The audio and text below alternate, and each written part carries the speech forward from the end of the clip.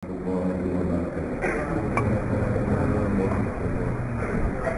لله وبه نستعين.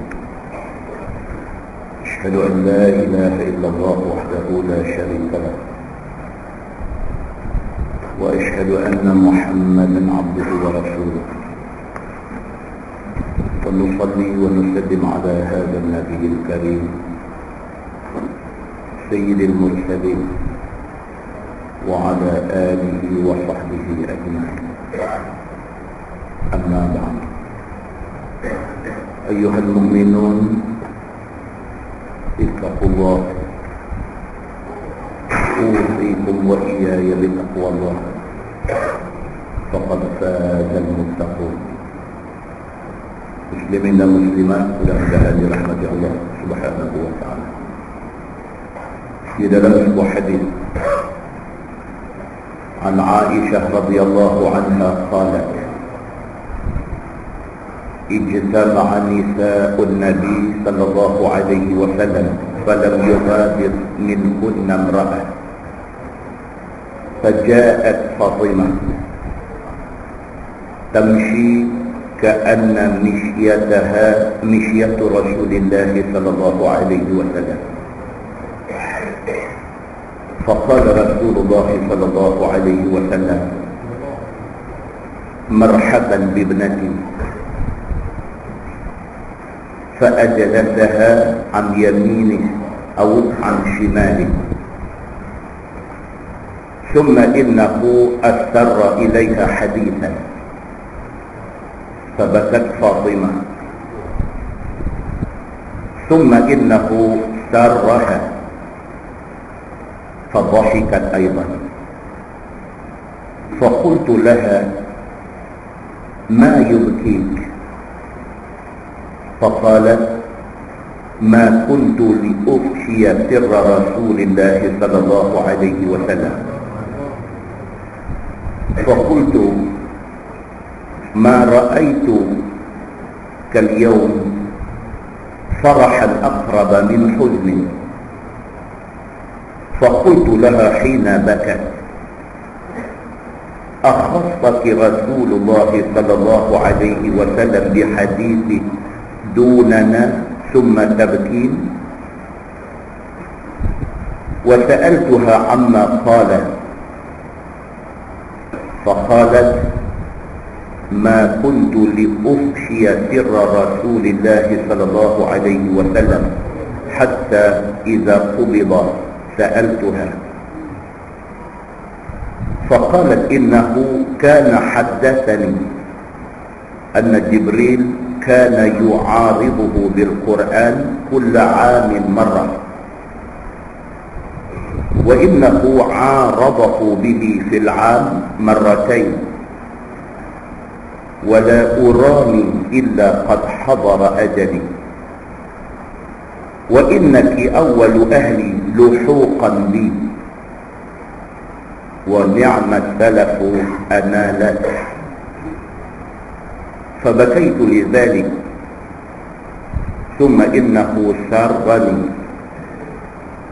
فقال رسول الله صلى الله عليه وسلم: ألا ترضين أن تكوني سيدة نساء المؤمنين أو سيدة نساء هذه الأمة؟ فضحكت لذلك، أو كما قال. Hadis sahih riwayat Imam Muslim.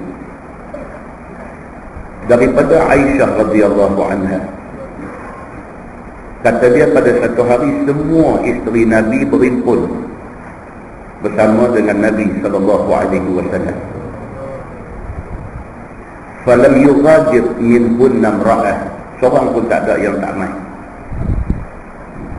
Aisyah kata satu hari semua isteri Nabi berhimpun, dia ada sama dengan Nabi sallallahu alaihi wasallam, tak ada seorang pun yang tak ada ketika itu.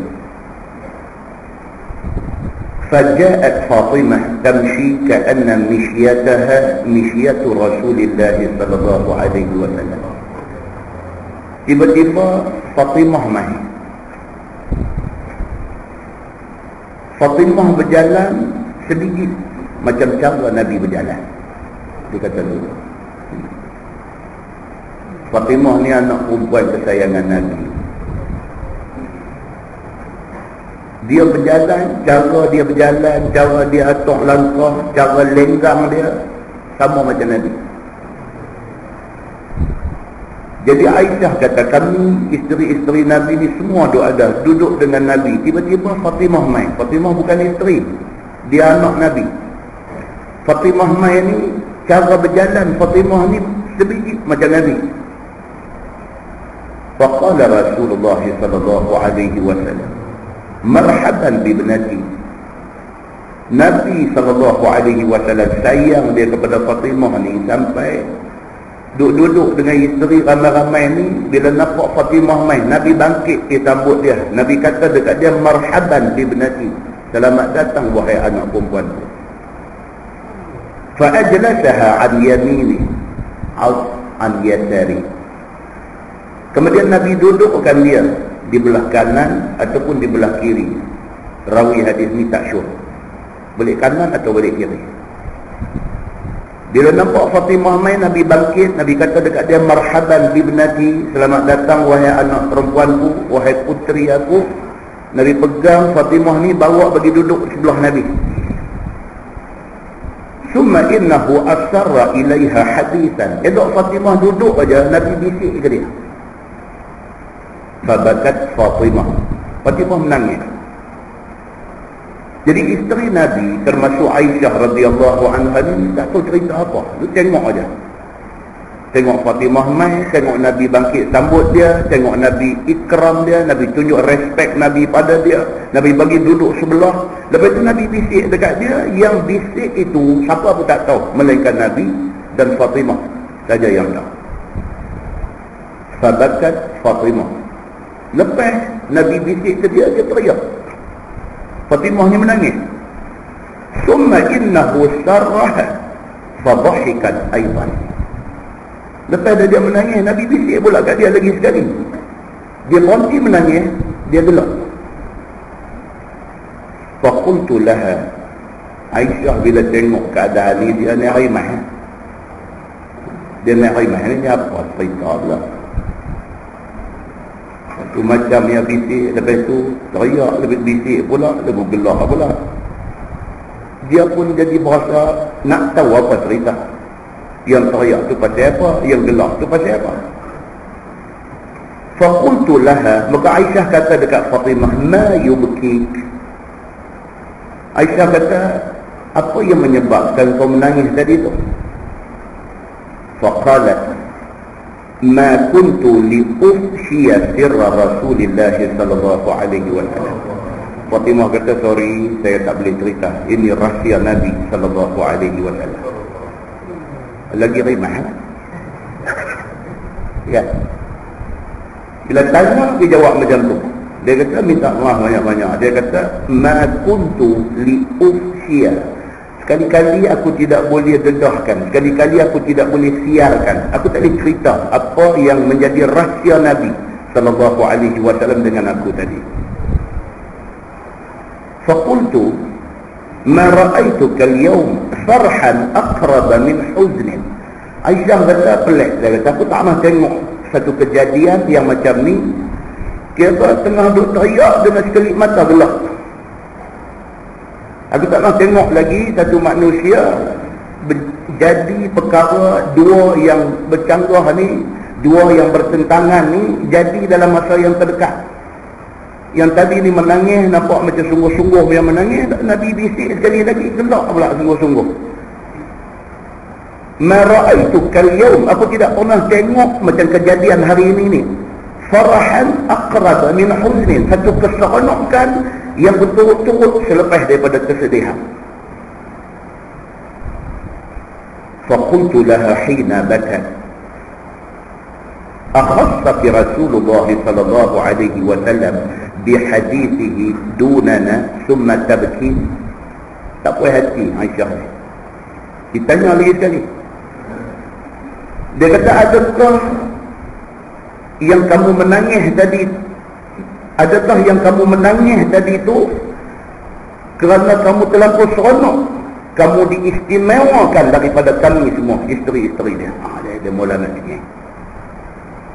Dia tanya dekat Fatimah ni, dia kata yang tadi yang sampai menangis, sampai keluar air mata tu, adakah kerana kamu seronok? Akhassaki, adakah kamu ni dikhaskan, kamu diistimewakan oleh Nabi dunana, daripada kami-kami isteri yang ramai-ramai ni, kamu mendapat keistimewaan yang macam tu berbanding dengan kami. Adakah kerana tu kamu seronok sangat sampai keluar air mata? Wa sa'altuha amma qalat. Aisyah kata, aku desak dia. Aku nak Fatimah beritahu apa benda yang hang bisik dengan Nabi tadi. Faqalat ma kuntu li ufshiya sirra Rasulillah sallallahu alaihi wasallam. Fatimah jawab sama juga. Dia kata, sorry banyak-banyak, rahsia aku dengan Nabi aku tak akan cerita. Hatta iza qubida, sampailah hari Nabi sallallahu alaihi wasallam wafat. Cuma mati.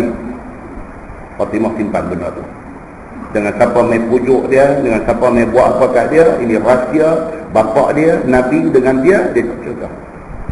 Dia tutup rahsia tu hatta iza qubida, sehinggalah dicabut nyawa Nabi sallallahu alaihi wasallam. Sa'altuha, Aisyah kata, hari Nabi mati tak lama lepas tu aku tanya pula. Lu ingat lagi benda tu? Aku tanya balik, wa sa'altuha, aku tanya kepada Fatimah ni lagi sekali. Faqalat innahu kana haddathani. Barulah Fatimah cerita ke dia. Nabi dia kata cerita dia macam ni. Anna Jibril kana yu'ariduhu bil Quran kull 'am marrah. Wa innahu 'aradahu bihi fil 'am marratayn. Nabi bisik dekat aku. Nabi kata biasa-biasa Jibril turun main untuk semak bacaan Quran aku ni setahun sekali saja. Nabi terima wahyu. Wahyu yang Nabi terima tu akan ditasmi' oleh Jibril. Jibril nanti main, dia nanti suruh Nabi baca. Kalau ada tak betul, Jibril akan perbetul. Benda ni berlaku setahun sekali. Dalam setahun sekali Jibril akan turun, suruh Nabi baca semua ayat yang dah turun dah dekat Nabi. Jibril akan dengar, Jibril akan perbetul kalau tak betul. Tapi Nabi kata dekat Fatimah masa bisik tu, Nabi kata tapi tahun ni Nabi kata Jibril turun 2 kali. Nabi kata biasa-biasa setahun sekali dia turun mai cek bacaan aku, tapi tahun ni dia kata marratain, 2 kali Jibril turun. Wala urani illa qad hadara ajali. Nabi kata bila Jibril turun 2 kali, maknanya ajal aku sudah dekat. Bila semakkan bacaan ni mai 2 kali, makna aku tak lama dah. Nabi kata, wa innaki awwalu ahli luhuqan bi. Nabi kata dekat Fatimah, tapi Fatimah dalam kalangan ahli keluarga kita ni, hang adalah orang yang pertama akan menyusul aku selepas wafat aku. Nabi apa?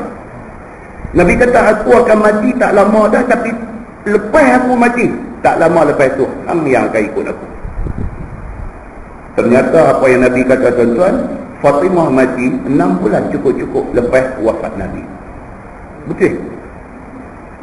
Bila Nabi kata hang orang yang pertama akan menyusul aku, wa ni'mat salafu ana lak. Nabi kata sebaik-baik pendahulu kamu. Aku mati, orang yang mendahului ikut aku kamu. Maka kamu adalah orang yang bagus di sisi Allah Subhanahu wa taala. Fa bakaitu lidzalik. Fatimah kata pasal itu yang aku teriak sangat tu. Pasal apa? Pasal aku nak kehilangan ayah aku. Pasal itulah dia kata fabakaitu lidzalik, aku menangis sangat tu. Summa innahu sarrani. Lepas tu dalam duk teriak tu Nabi bisik pula dekat dia. Qala Rasulullah sallallahu alaihi wasallam, ala tardaina an takuni sayyidatan nisa'il mu'minin atau sayyidatan nisa'i hadhihi al-ummah. Fadhahiktu lidhalik. Nabi bisik pula, tengah dia duk teriak, Nabi bisik. Nabi kata, Fatimah, tak sukakah kamu kalau Allah lantik kamu menjadi pemimpin kepada isteri-isteri orang yang beriman? Nabi tanya dia, hang tak syok ke kalau Tuhan pilih hang untuk jadi sayyidah, jadi bos kepada orang-orang perempuan yang menjadi isteri kepada orang yang beriman? Hang tak syok ke? Fadhahiktu lidhalik. Yang tu yang aku gelak seronok. Pasal apa? Nabi dah janji, aku akan jadi sayyidah, akan menjadi ketua kepada nisa'il mu'minin, kepada isteri orang-orang yang beriman. Ini dua benda yang Nabi bagi tahu betul-betul. Yang hak pertama tu dia sedih pasal pak dia nak mati. Yang kedua dia seronok pasal pak dia bagi tahu dekat dia, kata dia akan menjadi pemimpin kepada wanita-wanita isteri orang yang beriman. Hadis itu hadis sahih riwayat Imam Muslim. Muslimin dan muslimat yang dirahmati Allah sekalian. Sayang Nabi kepada anak dia ni bukan hadis itu saja. Dan sebuah hadis lain riwayat daripada Al-Miswar bin Makhramah radhiyallahu anhu. Kata dia, inna Aliyan khataba binta Abi Jahl. Fasami'at bidhalika Fatimah. فأتت رسول الله صلى الله عليه وسلم فقالت يزعم قومك أنك لا تغضب لبناتك وهذا علي ناكح بنت أبي جهل. فقام رسول الله صلى الله عليه وسلم فسمعته حين تشهد يقول أما بعد أنكحت أبا العاص بن الربيع فحدثني وصدقني وإن فاطمة بضعة مني وإني أكره أن يسوءها والله لا تجمع بنت رسول الله صلى الله عليه وسلم وبنت عدو الله عند رجل واحد. فترك علي الخطبة atau kama qala, hadis sahih riwayat Al-Bukhari. Daripada Al-Miswar bin Makhramah, dia sahabat Nabi. Dia kata satu hari Ali bin Abi Talib sudah jatuh hati kepada anak Abu Jahal. Ali ni siapa tuan? Suami Fatimah. Ali ni siapa? Dia menantu Rasulullah. Satu hari dia sudah jatuh hati dekat anak Abu Jahal. Berita dia berkenan yang sampai ke tahap sediakan rombongan nak pergi meminang anak Abu Jahal ni sampai ke telinga isteri dia Fatimah. Fatimah sebagai satu orang perempuan naduri, orang perempuan, laki dia tak usah baik macam mana, laki dia tak usah bagi duit kat dia banyak mana, laki dia ni tak usah macam mana, dengar dan nikah orang lagi ni jadi pasal naluri, itu naluri, kecuali Saleh Yaakob. Jadi bila jadi keadaan macam Fatimah dengar ke telinga dia kata Ali suami dia dah siap rombongan nak pergi meminang anak Abu Jahal. Bila dengar macam tu, oh tak boleh. Fa'atat Rasulullah sallallahu alaihi wasallam, menyacak lari pergi jumpa pak dia Nabi sallallahu alaihi wasallam. Dia report kat bos dia dah. Faqalat yaz'umu qaumuka annaka la taghdab li banatik. Bila sampai di depan Nabi, dia kata, ayah, kaum kita kata ayah tak akan marah demi anak perempuan ayah ni. Dia pijak dulu. Dia kata dekat Nabi, dia kata ayah, dia kata saya duk dengar orang kata ayah kalau dengar anak perempuan ni memang ayah kalah. Ayah kalau dengar anak perempuan ayah tak akan marah. Tu saya dengar orang kata. Ayah, saya nak bagi tahu kat ayah, wa hadza Ali nakihun bint Abi Jahl. Ni Ali menantu kesayangan ayah ni, dia nak pergi meminang anak Abu Jahal seorang. Ngadu kat ayah dia. Faqama Rasulullah sallallahu alaihi wasallam, Nabi cepus kata bagi berdiri. Nabi dengar anak kesayangan dia, anak perempuan kesayangan dia mengadu macam ni, kata menantu dia Ali dia cukup sayang ni. Kata-kata pergi nak minang perempuan lain pula nak buat bini, perempuan tu pula anak Abu Jahal. Yang ni tepus dekat bangkit berdiri. Faqama Rasulullah sallallahu alaihi wasallam, bangkit berdiri Nabi sallallahu alaihi wasallam. Fasami'tuhu hina tashahhad. Al-Miswar rawi hadis ni, dia kata aku dengar Nabi bila berdiri Nabi mengucap asyhadu an la ilaha illallah wa asyhadu anna Muhammadar Rasulullah. Nabi mengucap amma ba'd. Lepas itu Nabi kata wa inna Fatimah bid'atun minni. Nabi kata Fatimah ini sebahagian daripada darah daging aku. Fatimah ini satu juluk daripada tubuh aku. Wa inni akrahu an yasu'aha. Aku tak suka orang sakiti dia. Nabi ini nampak macam emosional. Bila sampai cerita anak dia main mengadu, kata menantu dia Ali ni suruh nak pergi menikah seorang lelaki, dan anak dia cara main mengadu ni nampak macam dia bangkit berdiri, dia kata apa? Inna Fatimah bid'atun minni. Fatimah ni satu juluk daripada aku. Wa inni akrahu an yasu'aha. Dia kata dah aku tak suka orang sakiti hati anak aku yang seorang ni. Wallahi, Nabi kata, demi Allah, la tajtami'u bintu Rasulillah sallallahu alaihi wasallam wa bintu aduwillah inda rajulin wahid. Nabi kata demi Allah, tidak akan berimpun anak Rasulullah dengan anak musuh Allah Abu Jahal di sisi satu orang suami. Dia kata, demi Allah aku tak akan benak benda ni jadi.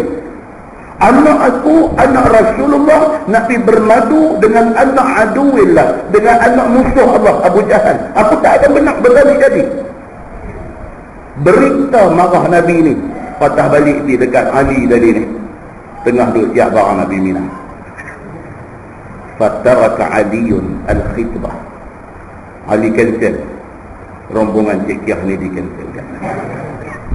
Dan hadis itu hadis sahih riwayat Al-Bukhari. Muslimin dan muslimat yang dirahmati Allah sekalian. Dan sebuah hadis lain, kalau kita tengok hadis riwayat daripada Yazid bin Hayyan radhiyallahu anhu, Nabi pernah sebut, Nabi kata amma ba'du ala ayyuhan nas fa innama ana bashar yushiku an ya'tiya rasul rabbi fa ujibah wa ana tarikun fiikum saqalain awwaluhuma kitabullah fihi al-huda wan-nur fakhudhu bi kitabillah wastamsiku bih. فحث على كتاب الله ورغب فيه ثم قال وأهل بيتي أذكركم الله في أهل بيتي أذكركم الله في أهل بيتي أذكركم الله في أهل بيتي. 3 kali Nabi ulang. Hadis itu hadis sahih riwayat Imam Muslim. Nabi satu hari bangkit, Nabi bersabda, Nabi kata ayyuhan nas, wahai orang ramai semua, fa innama ana bashar. Nabi kata aku orang biasa, aku manusia macam orang lain.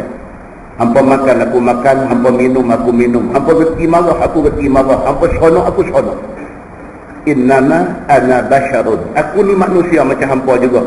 Yushiku an ya'tiya rasul rabbi, tapi aku sudah hampir dengan hari wafat aku.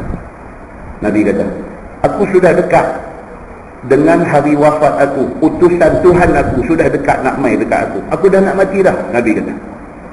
Fa'ujibah, dan aku tak ada jalan nak tolak, melainkan aku kena terima jemputan Allah Subhanahu wa ta'ala ini.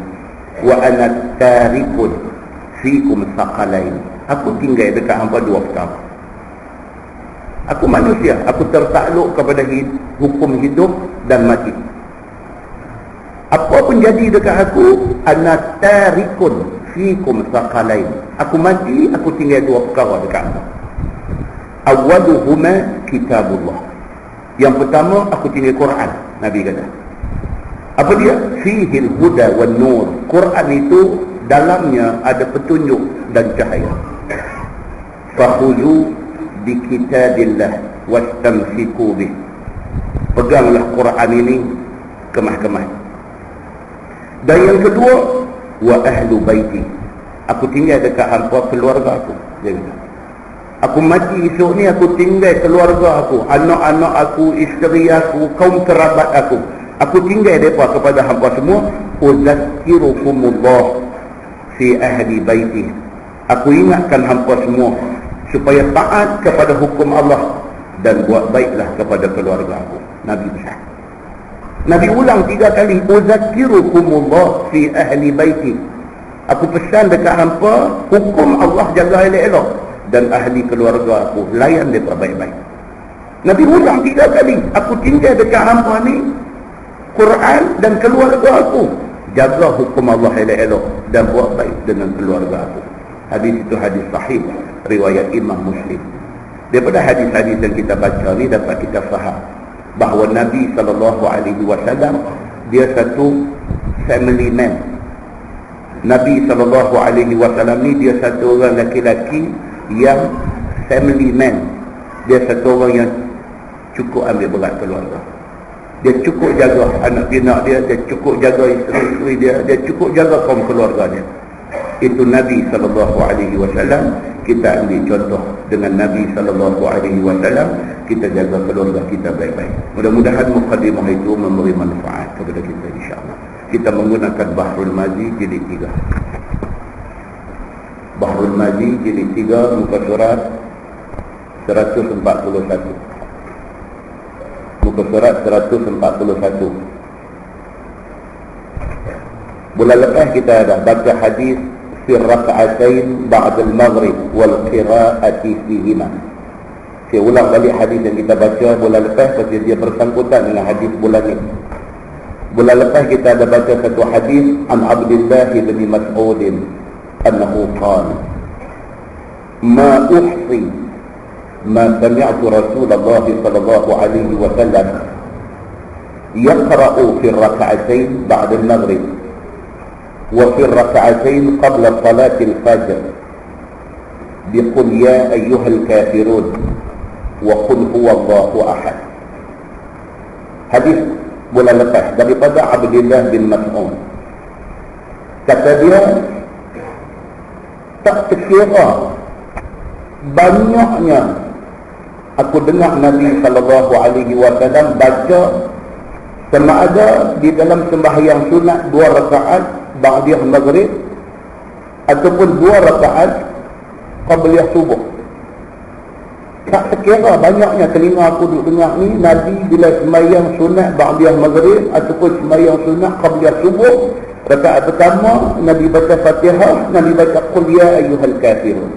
Rakaat kedua Nabi baca Fatihah, Nabi baca qul huwallahu ahad. Aku tak terkira, aku tak nak bilang berapa banyak kali Nabi duk baca yang tu ya. Itu hadis yang kita baca pada bulan lepas. Dan kita nak beritahu, bulan lepas kita tak tambah, kita nak beritahu bahawa susunan membaca surah dalam Quran ini dia ada kata sepakat yang dicapai di kalangan ulama. Ini dia ada, lupa kita nak abang lagi. Kita apabila kita jadi imam ataupun kita sembahyang seorang di rumah dan sebagainya, adalah menjadi sunnah Nabi. Adalah menjadi sunnah Nabi kita baca surah yang atas dulu dalam rakaat pertama, surah yang rendah di rakaat yang kedua. Itu sunnah Nabi. Qul ya ayyuhal kafirun, surah atas. Qul huwallahu ahad, surah bawah. Surah yang paling bawah apa dia? Qul a'udzu birabbin nas. Itu susunan dalam Quran. Dan mengikut susunan itu adalah sunnah Nabi. Nabi buat macam tu. Kalau kita tengok hadis yang Nabi SAW baca di dalam sembahyang witir.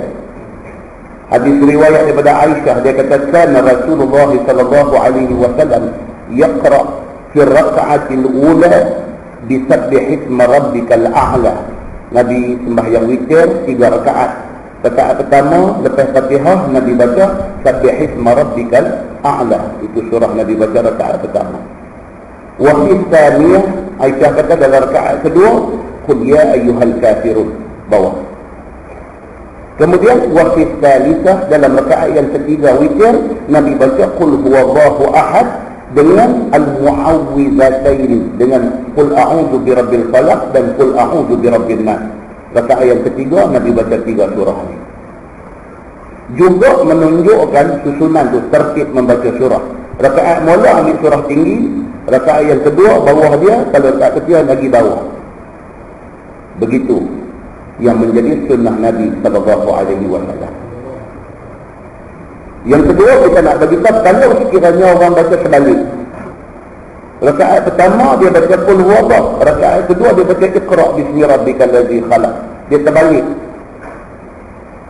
Adakah sembahyang dia nak jadi apa-apa? Sembahyang dia tak jadi apa-apa, cuma dia menyalahi sunnah. Dia menyalahi sunnah. Sembahyang tak ada masalah, tak kata nak jadi batal sembahyang ke apa, tak ada. Cuma dia telah buat satu perbuatan yang menyalahi sunnah. Tapi yang ketiga, jaga jangan sampai kita menyalahi ijma' ulama. Ini yang ketiga. Ijma' ulama apa dia? Dalam satu ayat kita tak boleh ambil ayat kemudian baru ambil hak awal. Contoh dalam surah Al-Baqarah dia start dengan alif lam mim, zalikal kitabul la raiba fihi. Kita sembahyang kita takbir Allahu akbar, kita baca Fatihah. Lepas kita baca Fatihah, kita ambil innal ladzina kafaru sawa'un 'alaihim a'anzartahum. Ambil tu ayat 6 ayat berapa tu surah Al-Baqarah. Bangkit rakaat kedua, kita baca Fatihah, kita start bismillahirrahmanirrahim, alif lam mim, zalikal kitab pula. Dalam satu surah kita pergi ambil rakaat pertama ayat kalian, rakaat kedua ambil ayat awal. Yang tu dia menyalahi ijma'. Tak boleh buat macam tu. Dari segi sepakat seluruh ulama, salah kalau baca macam tu. Tapi salah tu adakah membawa kepada batal sembahyang? Tak juga. Tapi ijma' ulama kata jangan buat macam tu. Ayat itu yang kita tak abang pada bulan lepas. Itu sunnah dari segi membaca Quran di dalam sembahyang. Kemudian malam ni kita masuk bab ma jaa annahu yusalli bima fil bait. Itu bab yang datang pada menyatakan bahawasanya sembahyang ia akan 2 rakaat sunat ba'diyah maghrib itu di rumah. Ini nak cerita kata Nabi sallallahu alaihi wasallam, dia sunat rawatib, sunat qabliyah ba'diyah ni Nabi buat di rumah. Nabi tak buat di masjid. Pasal apa? Pasal selaras dengan pesan Nabi. Nabi kata la taj'alu buyutakum qubura. Jangan kamu jadikan rumah kamu macam kubur. Rumah yang macam kubur ni maksudnya apa? Rumah yang tidak ada ibadat dibuat di dalamnya. Tak ada sembahyang sunat pernah buat dalam rumah tu, tak pernah baca Quran dalam rumah tu dan sebagainya. Itu rumah Nabi kata umpama kubur. Maka nak mengelakkan rumah daripada jadi kubur ni, sembahyang sunat ada pada rumah kita. Ini yang dia nak bagi tahu. Baik, hadis dia terus baca hadis sebab cerita dia pun sama saja. Hadis Ali bin Umar radhiyallahu anhu qala sallaitu ma'an nabi sallallahu alaihi wasallam rak'ataini ba'da al-maghrib fi baitihi. Daripada Abdullah bin Umar bin Al-Khattab, dia kata aku sembahyang bersama Nabi sallallahu alaihi wasallam 2 rakaat ba'da maghrib di rumah Nabi. Nabi ajak dia pergi rumah Nabi dan dua-dua mereka sembahyang ba'da maghrib di rumah Nabi sallallahu alaihi wasallam. Tuan buka sebelah. Tajuk dia kata fi fadli tatawwu' wa 6 raka'atin ba'da al-maghrib. Yang ni pun saya baca hadis dia saja.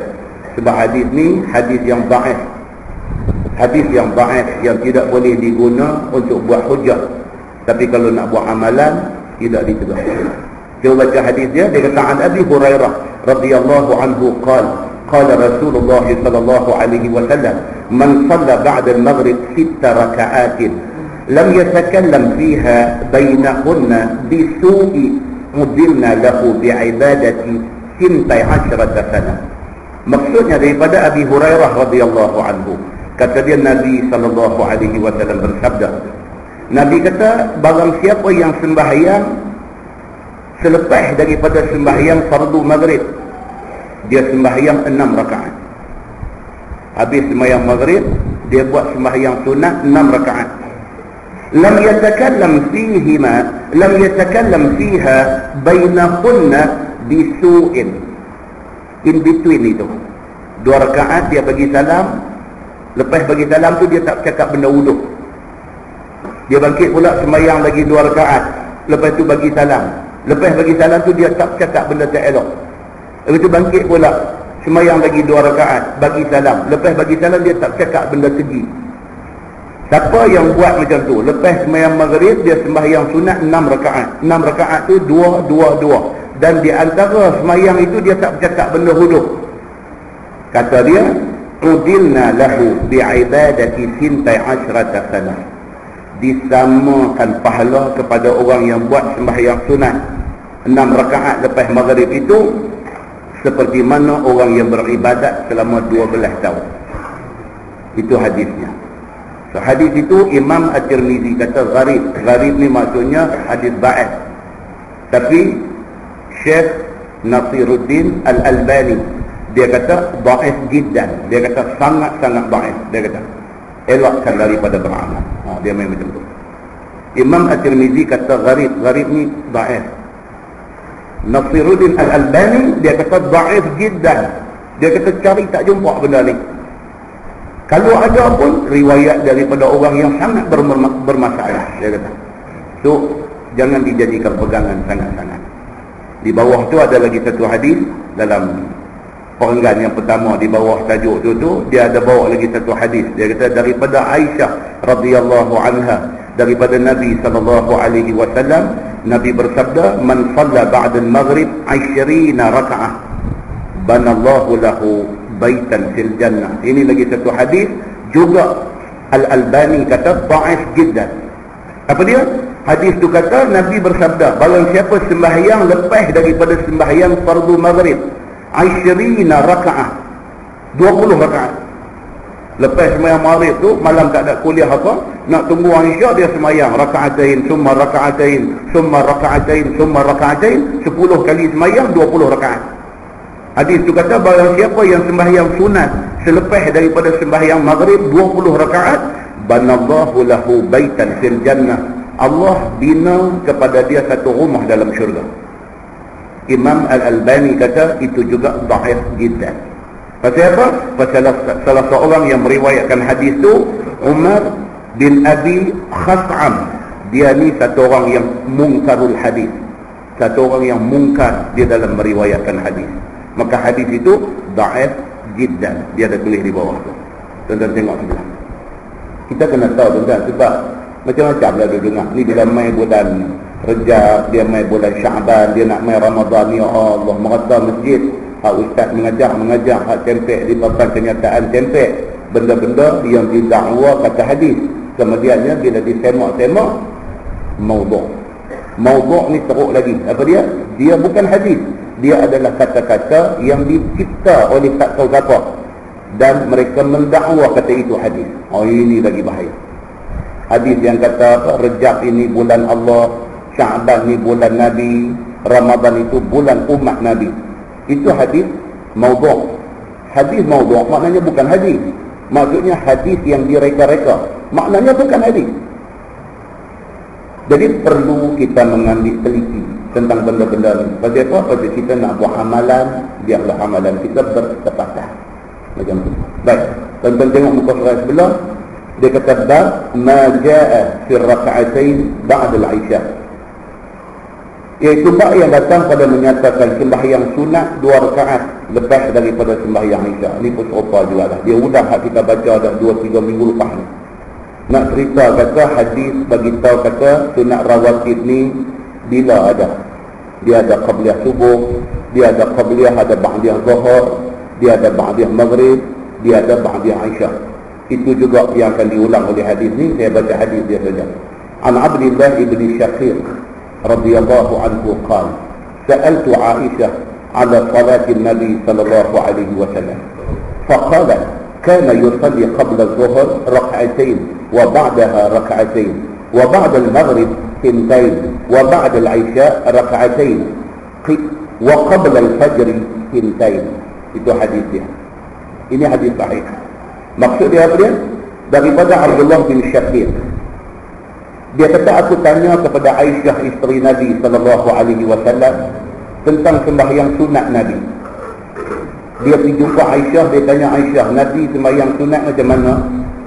Faqalat, kata Aisyah, kana yusalli qabla az-zuhur raka'atain wa ba'daha raka'atain. Aisyah kata Nabi yang menjadi amalan tetap Nabi ialah Qabliyah dengan ba'diyah zuhur 2 rakaat 2 rakaat. Qabliyah zuhur 2 rakaat, ba'diyah zuhur 2 rakaat.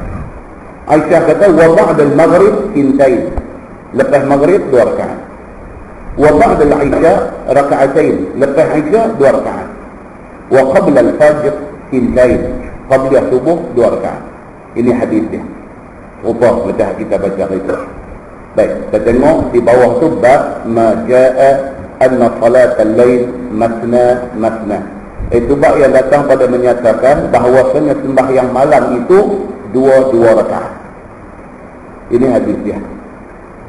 Ketahuilah saudaraku, hadis yang akan datang ini menunjukkan bahawasanya sembahyang sunat itu 2 rakaat 1 salam. Dia kata, sembahyang sunat ini ada baiknya dibuat begitu. Dibuat 2 rakaat 1 salam, 2 rakaat 1 salam, 2 rakaat 1 salam. Dan ada hadis yang menceritakan Nabi biasa harung sekali 1 salam. Nabi biasa buat 4 rakaat 1 salam, 4 rakaat 1 salam. Juga ada hadis, dan hadis itu juga sahih. Ada hadis kata Nabi biasa buat 6 rakaat 1 salam. Juga hadis yang sahih. Dan hadis yang kata Nabi buat rakaatain summa rakaatain 2 rakaat 2 rakaat juga hadis yang sahih. Kesimpulan dia apa dia? Buat macam mana tak apa. Tak lebih ni tak buat. Itu je. Kita nak buat 2 rakaat 1 salam pun boleh, kita nak buat 4 rakaat 1 salam pun boleh, kita nak buat 6 rakaat 1 salam pun boleh. Tidak menjadi kesalahan kerana semua tu ada backup daripada hadis yang sahih. Tak salah. Jadi kita kena tahu, bila kita nak buat ibadat, kita kena tahu hak aku buat ni adakah Nabi buat. Itu aja. Bila kita tahu, alhamdulillah, kita buat tu dengan hati yang penuh yakin. Ini yang kita nak belajar, yang kita nak mengaji, yang kita nak tengok hadis ni, kerana kita nak bagi puas hati ibadat yang kita buat. Kita tak mau buat ibadat dalam keadaan teraba-raba, ikut-ikut orang, sedangkan kita sendiri tak pernah mengaji, tak pernah ambil tahu cara ibadat Nabi SAW macam mana. Baik, maka hadisnya dikeluarkan oleh Imam At-Tirmizi. Kata dia Ali bin Umar radhiyallahu anhuma anin Nabi sallallahu alaihi wasallam annahu qala salatul lail masna masna. Diriwayatkan daripada Abdullah bin Umar bin Al-Khattab radhiyallahu anhuma daripada Nabi sallallahu alaihi wasallam. Sabda Nabi, bermula sembahyang malam itu 2 rakaat. Maksudnya 2 rakaat 1 salam. Sambung hadis dia kata fa iza khifta subh fa autir bi wahidah waj'al akhir salatika witra. Nabi kata, maka apabila engkau takut subuh akan terbit fajar, maka rasalkan, maksud ganjilkan olehmu akan sembahyang sunat itu dengan 1 rakaat. Ini bagi kes tengah orang. Orang tua lah kebanyakan. Orang tua dia pukul 4, 4.30 jaga. Tak gaduh kunci jam, tak gaduh apa. 4.30 biji mata buka. Dia dah jadi rutin. Dah menjadi rutin harian dia. 4.30 mata dia buka. Masuk pancong, ambil ayat semayang apa-apa semua, dia semayang tahajud. Raka'atain, summa raka'atain, summa raka'atain, summa raka'atain. Tengok jam dah dekat dah nak subuh. Bila nampak dah dekat nak subuh, fa'auta, maka dia witir 1 rakaat untuk nak menutup ibadat dia untuk malam itu. Itu yang disebut oleh Nabi SAW. Dan jadikanlah olehmu akan yang rasal, yakni yang ganjil 1 rakaat itu sebagai akhir sembahyang malam kau. Tutup ibadat malam dengan witir. Maksudnya witir tu maksud dia ganjil. Allah suka kepada yang ganjil kerana Allah itu ganjil. Ada hadis kita akan jumpa akan datang. Allah Ta'ala ni dia esa satu, ganjil. Dan Allah suka kepada benda yang rasal, yang ganjil. Sebab kita dalam buat apa-apa, ambil yang semayang ke apa-apa, dia mau macam tu 3 kali. 3 kali itu rasal, itu ganjil. Walaupun ada hadis kata Nabi biasa ambil ayat semayang 1 anggota dia basuh sekali. Ada hadis. Nabi biasa ambil ayat semayang 1 anggota dia basuh 2 kali. Ada hadis. Nabi ambil ayat semayang 1 anggota dia basuh 3 kali. Ada hadis. Adapun lebih daripada itu tidak ada hadis. Tidak ada hadis. Dia cakap 3 saja. Ulama hadis menjelaskan yang kata Nabi basuh sekali itu pasal apa? kemungkinan ketika itu kekurangan air, maka Nabi basuh sekali aja. Di waktu Nabi basuh 3 kali ni pasal apa? Ada lebihan air, maka sunat dia ambil 3 kali tiap-tiap satu anggota. Dia ada explanation dia kepada hadis-hadis yang berbagai ini. Dia ada explanation dia. Ada pun lebih daripada 3 kali basuh tiap-tiap satu anggota, dia kata itu membazir. Pasal apa? 3 itu sudah maksimum. Itu penjelasannya. Baik, so dia kata sembahyang witir ni adalah sembahyang ganjil, sembahyang menutup ibadat malam. Dia akan main tajuk akan datang insya-Allah, kita dan baca. Kalau Allah bagi kelapangan, kita dan baca sebelum puasa. Kita ada 2 kali kuliah lagi, insya-Allah kita dan baca cerita penyelesaian kepada proses yang berlaku kepada ramai orang tentang witir ni. Dalam mai bulan puasa, dia soalan ni dia lagi tidur repeat macam tu lah. Yang tidur repeat lagi 10 kali puasa mai pun 10 kali di mai soalan ni. Dan dia tanya, ustaz ni macam kita pergi sembahyang tarawih di masjid ni, dia kata imam sembahyang tarawih dan witir. Macam kita memang duk ingat, dia kata bangkit sahur lagi nak sembahyang tahajud. Adakah kita nak ikut witir sama dengan imam? Soalan ni dia dah start daripada zaman Nabi sampai kiamat, dia tak habis. Kan? Dia tak habis cerita ni. Soalan tu lah, dia repeat. Dengar dah. Tahun depan puasa lupa tanya pula. Dia begitu, ni aduk main. Dia ada penjelasan dia di dalam tajuk yang akan datang insya-Allah. Macam mana nak selesai masalah ni? Adakah kita bila tu imam habis tarawih, tu imam nak start witir, kita buang kat tengah dulu tu, jalan dulu. Dia pasal apa? Kita ahli tahajud ni hadu balik ni. Ahli tahajud. Tapi sebenarnya ahli terkejut pun ada banyak. Tu bukan ahli tahajud. Ahli terkejut pun ada banyak yang balik tu. Baik, jadi adakah tindakan kita tak semayang witir bersama dengan imam itu lebih baik? Ataupun kita menghabiskan witir bersama dengan imam itu lebih baik?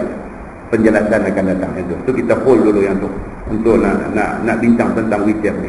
Kata Imam At-Tirmizi pada bab ini ada riwayat daripada Amru bin Anbasah. Hadis yang sama ada riwayat daripada Amru bin Anbasah. Dan katanya bermula hadis ini, yakni hadis Ibni Umar ini hadis yang hasan lagi sahih. Hadis ini hadis sahih. Dan ada dikeluarkan hadis yang seumpama ini di dalam Sahih Muslim. Hadis riwayat daripada Ibni Umar juga. Dia kata baik masalah sembahyang sunat dan bilangan rakaatnya yang afdal. Kata Imam At-Tirmizi, bermula amal atas hadis itu bahwasanya sembahyang sunat malam-malam itu 2 rakaat 1 salam. Dan dialah perkataan Sufyan Ats-Tsauri dan Ibnul Mubarak dan Imam Asy-Syafi'i dan Imam Ahmad bin Hanbal dan Imam Ishaq. Ulama-ulama yang berpendapat elok diceraikan 2 rakaat 1 salam, 2 rakaat 1 salam daripada 4 rakaat 1 salam. Di antaranya ialah Imam Asy-Syafi'i sendiri. Dia suka macam tu. Kata Imam Nawawi, bermula hadis itu menunjuk ditanggungkan atas menyatakan yang lebih afdal. Yang lebih afdal kita buat 2 rakaat 1 salam, bahawa memberi salam daripada tiap-tiap 2 rakaat sembahyang sunat. Maka bersamaan jua pada sembahyang sunat malam dan siang disunatkan belaka memberi salam daripada tiap-tiap 2 rakaat 1 salam. Dia kata dia ikut format yang sama. Maka jikalau dikumpulkan beberapa rakaat dengan 1 salam, ataupun sembahyang sunat ia dengan rakaat yang 1 dengan 1 salam, nescaya memadai di sisi mazhab kita. Imam Syafi'i kata kalau nak buat 4 1 salam pun tak salah, pasti ada hadis dia. Tapi buat 2 1 salam itu dia kata lebih baik. Pasal apa? Dia ada time break. Dia ada time break. Bila kita nak pederah 6 ni 1 salam ni, dia satu tension di rumah. Bayangkan tuan-tuan kalau orang sembahyang tarawih bulan puasa, dia nak buat 20, dia nak pederah 1 salam. Tu imam lah duk cari salam, orang dia berkata api lah. Dia kata gila sampai tak monti. Dia kata sampai 2 rakaat bagi tarawih cantik. So kita dapat melihat golongan nakal pun banyak. Golongan nakal, dia tak sembahyang, dia kalut dengan bubuk morel dia apa-apa semua dia. Macam ni punya buada juga. Dan kita akan baca hadis yang akan datang, apa kerugian golongan itu. Golongan itu yang tidak bersama dengan imam dalam sembahyang ni, hatta yang farif ni, yang Nabi kata ni. Nabi kata bahawa siapa yang sembahyang bersama dengan imam ni, dia kata dan dia sembahyang ni hatta yang farif, sehinggalah selesai imam, dia pun selesai sama dengan imam. Apa fadilat yang dia dapat, kita akan baca di tajuk yang akan datang. Baik, masalah dia kata akhir waktu sembahyang sunat malam itu bagaimana? Kata Imam Nawawi, Hadis itu menunjukkan bahawasanya sunat dijadikan witir pada akhir sembahyang malam. Dan akhir waktu witir itu ialah sebelum keluar fajar. Itu dia punya time dia. Dia punya border masa dia. Dan ialah yang masyhur pada mazhab kita. Dan dengan dialah berkata jumhur ulama. Untuk tengok tajuk baru, fi fadli salatil lail. Iaitu bab yang datang pada menyatakan kelebihan sembahyang malam. Ketahuilah saudaraku, bermula sembahyang malam itu paling afdal waktu bagi sembahyang sunat. Dalam banyak-banyak sembahyang sunat ni, sembahyang sunat pukul 4, pukul 5 pagi ni, ini time yang paling best. Jangan abang, kita boleh sembahyang sunat pada bila-bila waktu yang tidak dilarang. Tapi time yang paling best bila sepertiga akhir daripada waktu malam. Itu time paling best untuk buat sembahyang sunat. Tapi sembahyang Isya jangan buat time tu. Dia ada pula larangan dia. Yang tu kita dibaca Padang Temusu punya tajuk dia tu. Setengah orang dia saja reserve sembahyang Isya. Ada orang buat macam tu, dia reserve sembahyang Isya dia pukul 4 lagi. Pasal apa? Pasal dia buat denak. Macam orang duk main borong kan. Dia buat denak. Dia pergi borong, dia buat denak bagi borong lemai kerana nak cukup borong lain. So dia buat Aisyah ni jadi denak untuk dia sembahyang tahajud. Bila dia simpan sembahyang Aisyah, dia nak sembahyang pukul 4 tak lagi. So dia kena bangkit lah. Pasal Aisyah tak sembahyang ni. So dia bangkit pukul 4 pagi, dia buat sembahyang Aisyah, baru dia buat tahajud. Ada larangan perbuatan itu. Kita dibaca di Padang Temusu tajuk tu. Baik, kemudian dia kata kerana ialah waktu yang sunyi dan lapang hati daripada masyghul akan hal ahwal dunia. Time pukul 4, pukul 5 pagi ni kalau bangkit dia memang time tu cukup best. Dia tak ada serabut dunia ni, dia tak ada. Serabut dunia ni tak. Kita bangkit time tu pukul 4, pukul 5 tak ada bising apa. Udah dengar kaki nak rempit motor pun waktu bertirah lah time tu. Jadi time tu kira kalau kita bangkit semayang ni dia solid. Dia rasa kita fokus, kita khusyuk dalam semayang kita. Itu kelebihan dia. Dan ia adalah masa turun rahmat Allah. Ayat tu yang paling penting. Time tu kira Allah curah rahmat dia turun kepada orang-orang yang kira sanggup sacrifice, sanggup korban masa tidur dia. Pukul 4, pukul 5 pagi itu time tidur tengah syok. Dia boleh sacrifice masa syok tidur ni kerana nak bangkit, nak bermunajat kepada Allah. Maka itu time Allah Subhanahu wa taala curahkan rahmat dia kepada siapa yang bangkit. Hari kita jumpa hadis dia. Maka dengan kerana itulah afdal sembahyang sunat pada time itu. Kata Imam At-Tirmizi, An Abi Hurairah radhiyallahu anhu qala Rasulullah sallallahu alaihi wasallam, afdalus siyam ba'da syahri Ramadan syahrullahil muharram. Maksudnya diriwayatkan daripada satu sahabat Nabi sallallahu alaihi wasallam, nama dia Abu Hurairah radhiyallahu anhu. Kata dia sabda Nabi sallallahu alaihi wasallam, afdalus siyam ba'da syahri Ramadan syahrullahil muharram. Bermula yang paling afdal puasa daripada segala puasa selepas daripada puasa Ramadan adalah puasa di bulan Allah, yakni Muharram, yakni apa? Puasa Ashura dan juga puasa Tasu'a. Ada orang dia salah faham hadis ni. Dia pergi ambil puasa sunat satu Muharram. Allahu Akbar.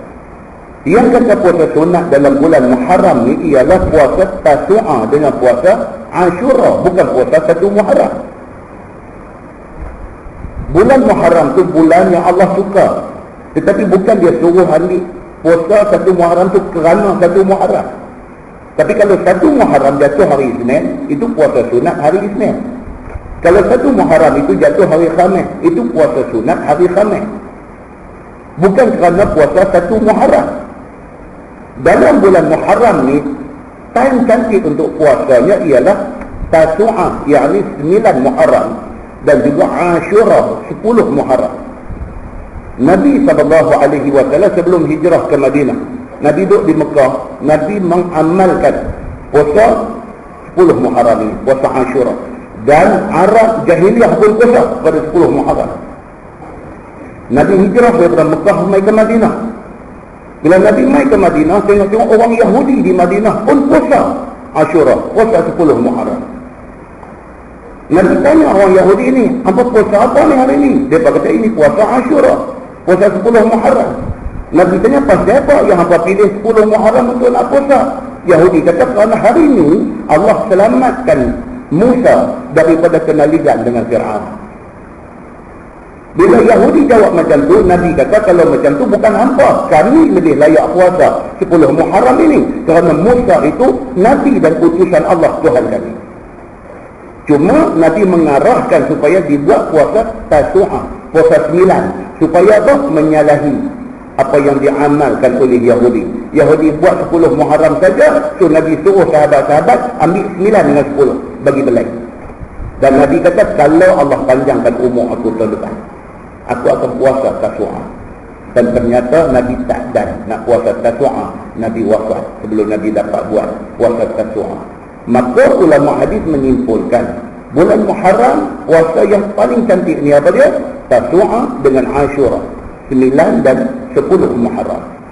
Okey, itu yang sabit daripada hadis Nabi sallallahu alaihi wasallam. Baik.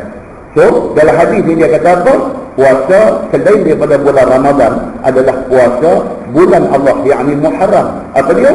Puasa Ashura ataupun puasa Tasu'ah. Sambung hadis itu dia kata, wa afdalus salah ba'da al-fariḍah salatul lail. Nabi kata apa pula? Dan bermula yang afdal sembahyang selain daripada sembahyang fardu yang 5 waktu itu ialah sembahyang sunat waktu malam. Sembahyang fardu itu paling afdal. Itu compulsory, mesti kena buat. Ada orang dia fardu ni dia berculah, dia buat malam. Hak sunat dia duduk pulun. Ada. Maka orang ni ibarat dia, kita kata hari tu, ibarat dia apa? Dia kereta dia pasang dengan sport rim, dengan tinted, cermin, gelap semua cantik, tengok-tengok Indian tak ada. Ibarat dia macam tu. Tengok peluang, oh dia punya outlook cantik.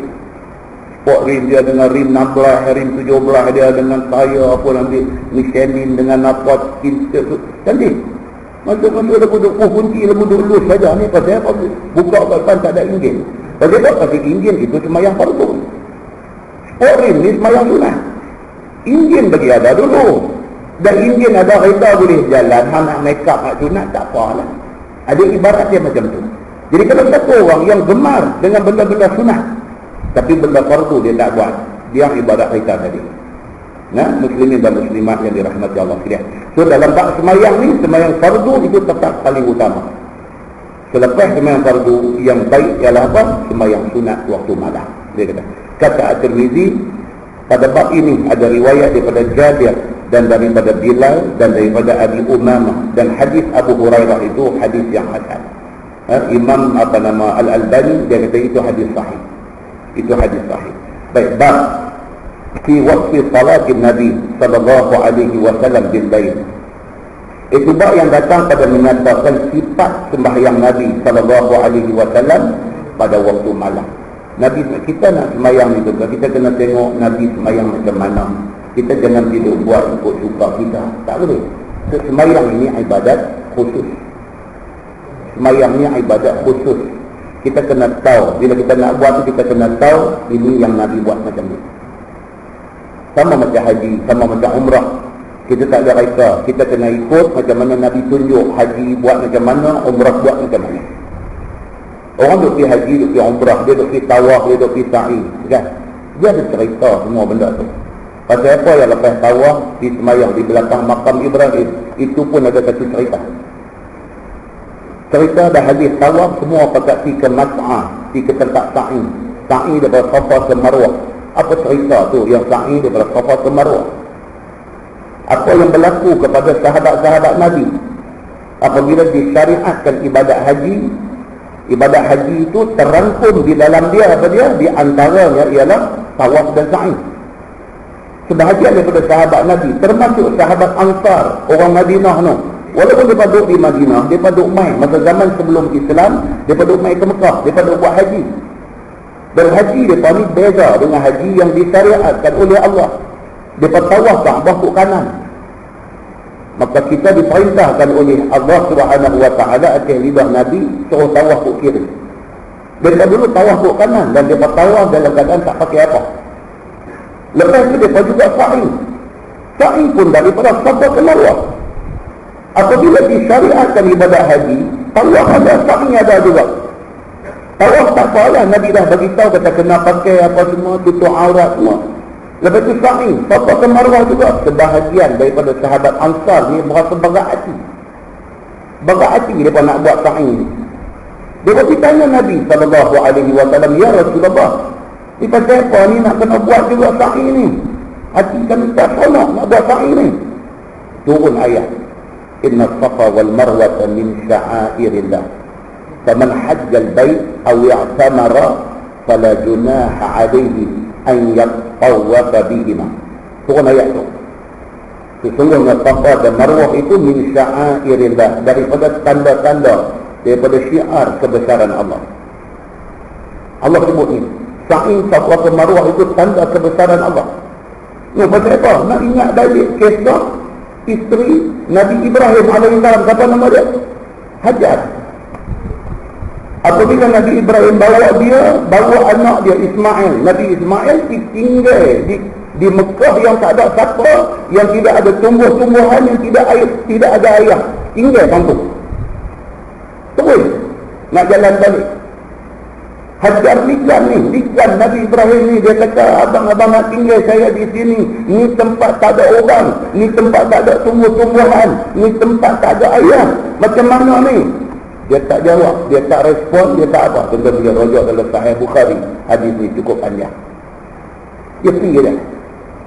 Hajar likan lagi, dia kata, abang betul kan ni abang nak tinggal saya dengan anak kecil ni, tempat tak ada orang, ayah kecil pun tak ada. Akhirnya Hajar kata, dia kata, abang, adakah ini perintah Allah? Dia tanya Nabi Ibrahim, adakah ini perintah Allah? Nabi Ibrahim berhenti. Dia kata, ya, ini perintah Allah. Bila Nabi Ibrahim kata begitu, Hajar kata apa? Dia kata, kalau ini perintah Allah, saya yakin Allah tak akan susah kat saya. Macam tu punya doa.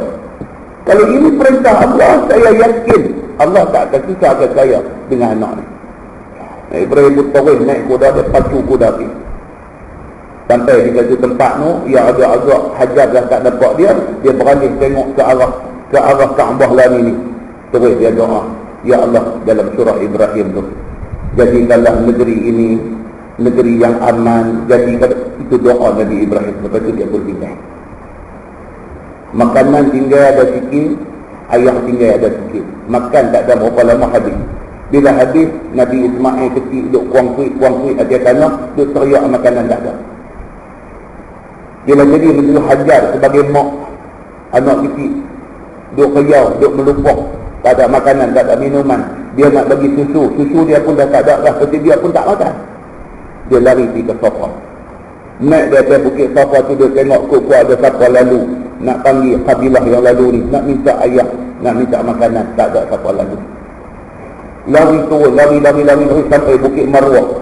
Naik atas Bukit Marwah, tengok tak ada apa. Lari balik, mai ke Safa, mai ke Marwah 7 kali. Kali yang ketujuh, di Marwah dia dengar bunyi suara. Dia bang elok-elok, suara main daripada arwah anak dia, Nabi Ismail yang dia tinggal. Dia lari pergi ke sana, pergi tengok Jibril dia ada di sisi Ismail. Jibril dia ada di situ. Dalam hadis dia sebut dua. Satu, Jibril guna tumit dia, tendang-tendang kawasan tu, terbit ayat.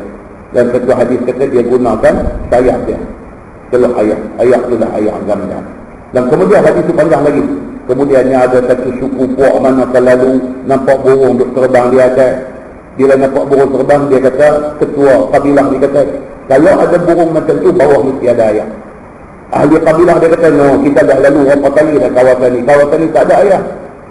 Bos dia kata, kalau ada burung terbang macam tu, mesti ada ayat. Apa tolong kita tengok. Pergi tengok, ada ayat, ada perempuan seorang, ada anak kecil. Patah balik beritahu, dia pakai main tengok, dia kata boleh dah, kami nak tumpah buat kampung di sini. Dan mereka lah orang mula selepas daripada Hajar dan Nabi Ismail mendiami kota Makkah yang kita duduk buat haji lah ni. Safa dan Marwah tu dulu ada patung berhala yang disembah. Arab musyrikin Makkah dia sa'i juga. daripada Safa ke Marwah. Tapi bukan kerana syariat Nabi Ibrahim tak. Mereka lari itu pasal apa? Dia buat patung besar di Safa satu, dia buat satu di Marwah. Dia lari kerana duduk di patung dua ni. Bila Allah perintahkan haji, perintahkan umrah, suruh sa'i, mereka tak boleh buat benda tu. Mereka tu perasa macam mereka duduk di ke patung ni. Turun ayat tu. Inna Safa wal Marwah min sya'airillah faman hajjal bait aw i'tamara. Siapa yang mengerjakan haji ataupun berumrah, fala junaha alaih, tidak menjadi dosa kepada orang yang buat haji dan umrah ini, an yatawafa bihima, tawaf ataupun sa'i di antara Safa dan Marwah ini. Tak jadi salah kepada mereka. Pasal apa? Pasal patung sudah tidak ada. Yang lari ini pasal apa? Bukan pasal patung, pasal perintah Allah Subhanahu wa ta'ala. Bila turun ayat tu Nabi baca, barulah sahabat-sahabat ni rasa lega. Barulah mereka nak sa'i tu, mereka tak kabut dah yang kepala mereka duk ternampak-nampak patung yang mereka duk sembah selama ini. Dia ada cerita ni. Bila kita tahu cerita ni, kita overview soal ibadat ini menerusi ilmu. Bila kita pergi Mekah, kita buat haji, kita buat umrah, bila kita sampai di tempat tu, kita boleh ingat lagi apa yang kita duk mengaji ni. Bila sampai di Safa, di Marwah, benda kita nak kena ingat ni, Hajar dengan Ismail kena tinggal sana. Ingat pula macam mana orang sahabat-sahabat Nabi dulu, bila kena perintah nak sa'i ni, hati berbelah bagi. Pasal apa? Pasal duk berasa macam nak dicari tokong ada di Safa dan di Marwah. Muslimin dan muslimat yang dirahmati Allah, ini ilmu. Yang benda ni apabila kita tahu, dia memantapkan lagi ibadat yang kita buat. Kita buat ibadat tu kita rasa puas. Pasal apa? Pasal kita buat bukan ikut-ikut orang, tapi kita buat kerana kita mengaji. Maka ibadat kita itu lebih baik lagi. Dalam bab semayang pun sama, dia ada sifat semayang Nabi sallallahu alaihi wasallam. Sifat semayang Nabi. Macam mana Nabi sallallahu alaihi wasallam bagi amaran kepada orang yang sujud di dalam sembahyang dia. Nabi bagi amaran. Dia sebuah hadis riwayat daripada Muhammad bin Ziyad radhiyallahu anhu. Dia kata dia dengar Abu Hurairah radhiyallahu anhu ada kata Nabi sallallahu alaihi wasallam bersabda. Nabi kata, ana yakhsha ahadukum aw la yakhsha ahadukum idza rafa'a ra'sahu qabla al-imam ay yaj'al Allahu ra'sahu ra'sa himar aw yaj'al Allahu suratahu surata himar atau kama qala hadis sahih riwayat al-Bukhari. Apa dia? Nabi sallallahu alaihi wasallam bersabda, Nabi kata, hamba tak takut ke? Nabi kata, hamba tak takut ke idza rafa'a ra'sahu qabla al-imam, imam duk rukuk, imam duk sujud, hamba angkat kepala dulu daripada imam. Imam duk rukuk tak tanggung lagi, imam duk sujud tak bangkit lagi, hamba bangkit dulu, hamba angkat kepala dulu daripada imam angkat kepala. An yaj'alallahu ra'sahu ra'sa himar. Akhirat itu Allah ubah kepala orang yang macam ini jadi kepala keldai.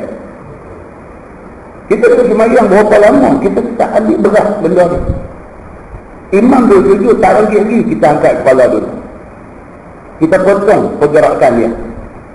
Perbuatan itu bukan hati kamu saja. Sebaliknya dia ada implikasi dari akhirat. Apa dia? An yaj'alallahu ra'sahu ra'sa himar. Akhirat itu Allah ubah kepala dia ni kepala himar. Bangkit di mahsyar orang kepala masing-masing kepala dia kepala himar. Atau yaj'alallahu suratahu surata himar. Ataupun dia kepala dia tetapi rupa keldai. Hadis itu hadis sahih riwayat al-Bukhari. Nabi kata pula adalah hadis lain riwayat daripada Muawiyah bin Abi Sufyan. Dia kata Nabi sallallahu alaihi wasallam bersabda, Nabi kata, la tubadiruni birruku' wala bisujud, inni qad baddana. Nabi kata, hadis sahih riwayat Ibnu Majah. Nabi sallallahu alaihi wasallam bersabda, Nabi kata, jangan hampa mendahului aku di dalam rukuk dan sujud. Tadi angkat kepala dulu, ni rukuk dulu daripada tu imam. Rukuk dulu ni boleh berlaku apabila apa? Apabila tu imam tua. Tu imam tua, dia punya movement dia sesuai dengan tua dia. Dan dia dengan sakit pinggang, dengan sakit orat, dengan apa semua. Jadi dia slow motion. Allahu Akbar, duk bunyi tu. Mulut habis dah, tapi rokok baru duk pergi. Tawah ke baik ni rokok dia dah. Dia potong imam. Kalau kiranya potong imam tu berlaku dalam keadaan tak sedar, itu soalan. Tapi kalau dia sedar ataupun dia tahu tu imam ni dia berita semayang belakang imam, saf pertama, imam ni memang jenis slow motion, maka dia awal-awal kena reserve dah time tu. Bila imam ni Allahu Akbar, bagi dia time kan. Pasal apa? Pasal duk tahu dia baru duk turun. Kena lagu tu. Kalau tidak, kita mendahului imam. Nabi kata apa? La tubadiruni birruku' wala bisujud. Jangan hampa mendahului aku dalam rukuk dan sujud ni. Pasal apa? Inni qad baddana. Nabi kata kerana sesungguhnya aku ni dah tua, dah lemah, dan badan aku pun agak berisi. Badana tu dia ada 3 makna. Badana, badan maksudnya badan. Badana maksudnya tua. Kalau badun maknanya berisi, gemuk. Jadi menyebabkan movement lambat. Tua satu, badan gemuk satu, menyebabkan dia lambat pergerakan dia. Nabi kata hamba tahu aku lambat sikit, so jangan hamba mendahului aku. Nabi kata ini di antara sifat sembahyang Nabi sallallahu alaihi wasallam yang menjadi apa dia kata selepas maut ataupun speed track yang kita boleh kenal benda ni. So berhati-hati dengan cara-cara sembahyang ini supaya sembahyang kita diterima Allah Subhanahu wa taala. Cuba kita tengok dia kata bab ma jaa fi waqti salatin Nabi sallallahu alaihi wasallam bil lail. Itu bab yang datang pada menyatakan sifat sembahyang Nabi pada waktu malam. Yang ni dia nak spesifik sembahyang sunat Nabi macam mana. Ketahuilah saudaraku, hadis yang akan datang ini dapat kita tahu beberapa kelakuan Nabi waktu sembahyang sunat waktu malam. Maka hadisnya dikeluarkan oleh Imam At-Tirmizi. Kata dia an Abi Salamah annahu sa'ala Aisyah kaifa kanat salat Rasulullah sallallahu alaihi wasallam bil lail fi Ramadan. Dia spesifik. Apa dia? Diriwayatkan daripada Abi Salamah bahawasanya telah tanya dia kepada seorang isteri Nabi sallallahu alaihi wasallam yang merupakan sealim-alimnya, iaitu nama dia Aisyah radhiyallahu anha. Aisyah ni dia panggil satu orang isteri yang alim. Itu sebab lepas Nabi wafat, dia menjadi marji', dia menjadi tempat reference kepada sahabat-sahabat ada. Ya, Nabi dah tak ada, nak tanya siapa? Di antara orang yang kita boleh tanya ialah Aisyah, selain daripada sahabat-sahabat lain, khususnya Abu Bakar As-Siddiq. Dia ada hadis Nabi pesan tinggal dekat sahabat-sahabat ni. Nabi kata selepas tak ada aku esok ni, Nabi kata kalau apa masalah yang timbul, tanyalah Abu Bakar. Nabi kata itu. Nabi bagi satu Nabi dia empower benda ni kepada Abu Bakar As-Siddiq. Hadis-hadis ni dikutip sehinggalah keputusan dibuat. Pengganti Nabi paling layak ialah Abu Bakar. Apa sih wujudnya hadis-hadis yang seumpama ini? Selain daripada itu apa dia? Aisyah radhiyallahu anha. Betapalah ada sembahyang Nabi sallallahu alaihi wasallam pada waktu malam daripada segala malam bulan Ramadan. Orang pergi tanya Aisyah, Nabi kalau malam bulan Ramadan, Nabi punya ibadat malam dia macam mana? Bulan Ramadan, dia tanya. Sambung hadis dia kata faqalat ma kana Rasulullah sallallahu alaihi wasallam yazidu fi Ramadan wala fi ghairi ala 11 rak'ah. Itu hadis dia. Maka kata Aisyah radhiyallahu anha pada menjawab pertanyaan Abi Salamah itu, kata dia, wahai Abu Salamah, ada Nabi sallallahu alaihi wasallam melebihkan sembahyang dan rakaat sembahyangnya di dalam bulan Ramadan itu, dan tiada daripada lain Ramadan itu pada sembahyang sunatnya atas 11 rakaat. Ini hadisnya. Dia ada 3 riwayat. Satu riwayat kata Nabi sembahyang 9 rakaat. Satu riwayat kata Nabi sembahyang 11 rakaat. Satu riwayat kata Nabi sembahyang 13 rakaat. Ada 3 riwayat yang menceritakan tentang sembahyang sunat Nabi waktu malam bulan Ramadan. Ada 3 riwayat.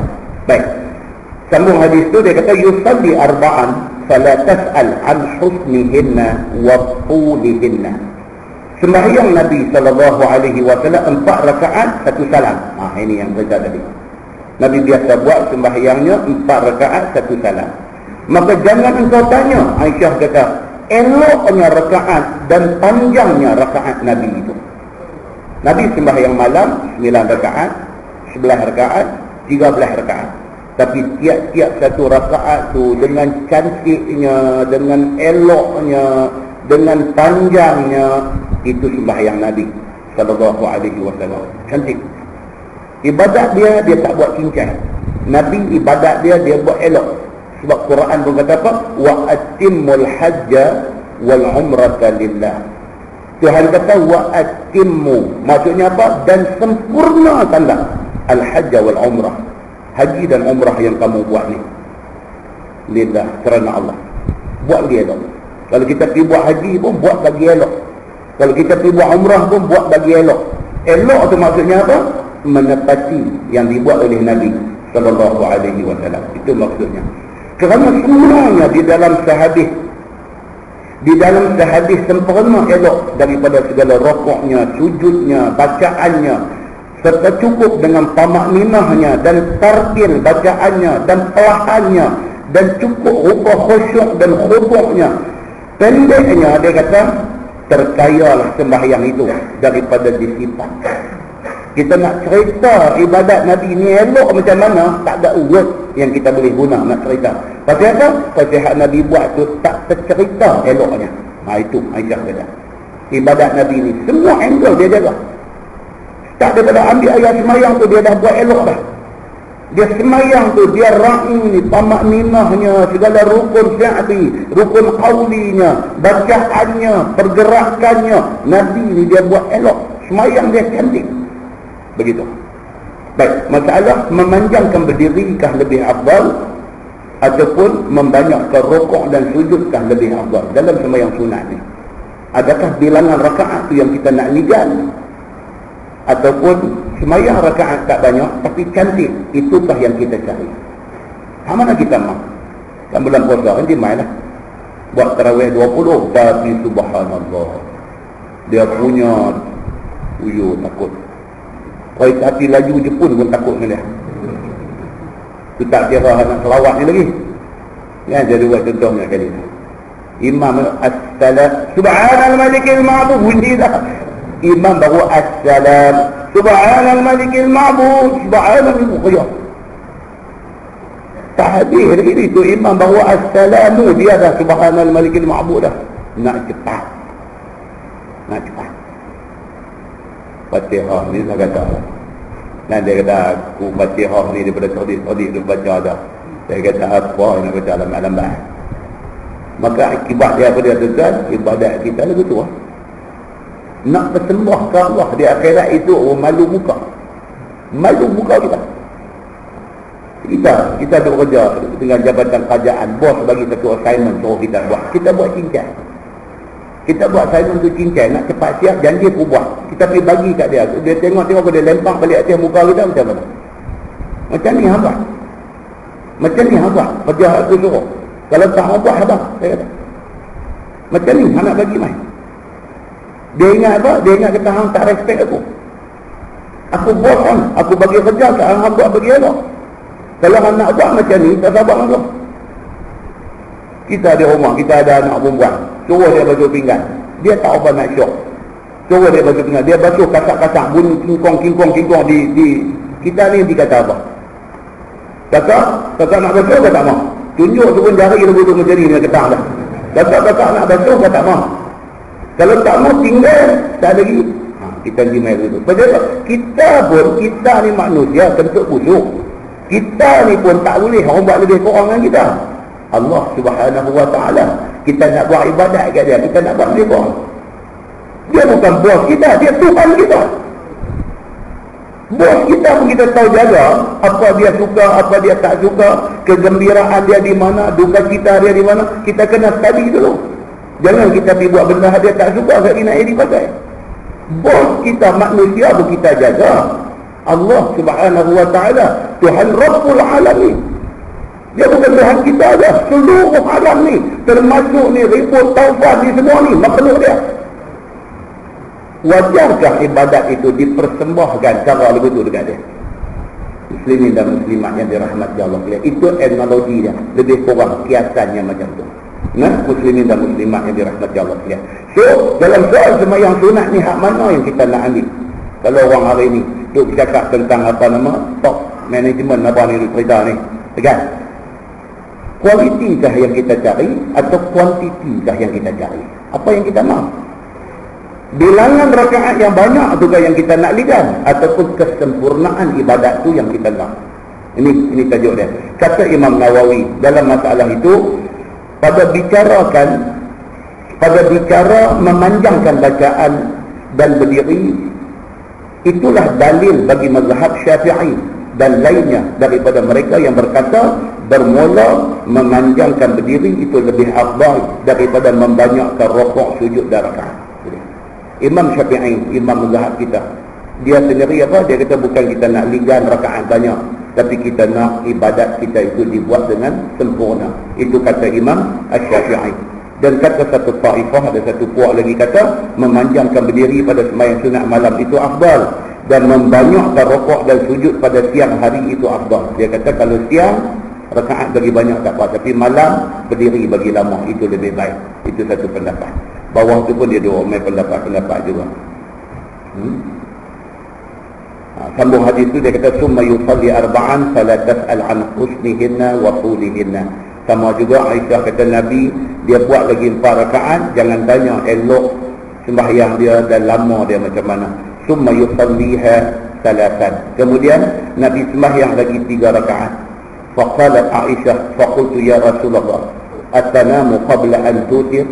Faqala ya Aisyah inna aynaya tanamani wa la yanamu qalbi. Lepas Nabi sembahyang malam bulan Ramadan, Nabi buat 4 rakaat, 1 salam. 4 rakaat, 1 salam. Lepas tu witir, Nabi buat 3 rakaat, 1 salam. Ini hadis yang kita baca ni. Nabi buat sembahyang sunat di bulan Ramadan ini 4 rakaat, 1 salam. Lepas tu 4 rakaat, 1 salam. Lepas tu witir, summa yusalli salatan. Nabi buat witir 3, one shot, 1 salam. Okey. Faqalat Aisyah kata faqultu ya Rasulullah, wahai Rasulullah atanamu qabla an tutir? Aisyah kata adakah tuan tidur dulu sebelum tuan witir? Faqala ya Aisyah inna aynaya tanamani wa la yanamu qalbi. Nabi lepas hadis 4, Nabi buat 4. Lepas tu Nabi rest. Nabi rest dalam hadis huraian panjang ni dia kata apa? Nabi tidur mengirim. Nabi tidur mengirim sebelah kanan. Aisyah tengok Nabi nampak macam lena. Tidur mengirim belah kanan nampak macam lena. Saat Nabi bangkit, Nabi terus sembahyang witir 3 rakaat tanpa ambil wuduk. Nabi tak ambil ayat sembahyang. Maka Aisyah tanya, ya Rasulullah at-tanamu qabla an tutir? Dia kata tadi lena dah kah sebelum bangkit buat witir pula ni? Pasal apa? Pasal lena dalam keadaan duk mengirim tu, Nabi sendiri kata batal. Ayat sembahyang batal. Tapi dia tengok Nabi tadi duk tidur mengirim, dan dia nampak macam Nabi lena. Jadi Nabi bangkit buat witir, Nabi tak ambil ayat sembahyang. Dia just nak clarify benda ni. Aisyah tanya Nabi, tidur dah kata tadi sebelum bangkit buat witir tu? Faqala, Nabi jawab, Nabi kata ya Aisyah inna aynaya tanamani wa la yanamu qalbi. Nabi kata Aisyah, aku ni Nabi, mata aku tidur, hati aku tidak tidur. Nabi jawab begitu. Kita mata tidur dengan kita tidur sekali. Dah ada lagi tempoh ni kita ni apa? Mata tidak tidur tetapi tidur. Yang ni lagi kata. Mata kelihatan seperti tidak tidur, rupa-rupanya tidur. Dia tu kita. Jadi Nabi dia sebaliknya. Dia kata inna aynaya, sesungguhnya 2 mata saya ni tanamani, nampak tidur. Nabi kata wala yanamu qalbi, hati tak tidur. Nabi kata. Dalam huraian di bawah tu dia kata apa? Dia kata itu adalah sifat khusus untuk Nabi sallallahu alaihi wasallam. Dia tak apply dekat kita. Kita tak boleh guna hadis ni sebagai dalil kata kalau tidur mengirim tak baca ayat sembahyang. Tak boleh. Pasal apa? Pasal ini khusus. Dia panggil khususiyah. khusus untuk Nabi sallallahu alaihi wasallam. Dia ada beberapa hadis tentang yang benda ni menjadi khusus, yang tidak boleh diqiyas kepada lain daripada Nabi. Contohnya di antaranya cerita tentang Fatimah binti Asad. Dengar nama dia, Fatimah binti Asad. Siapa dia ni?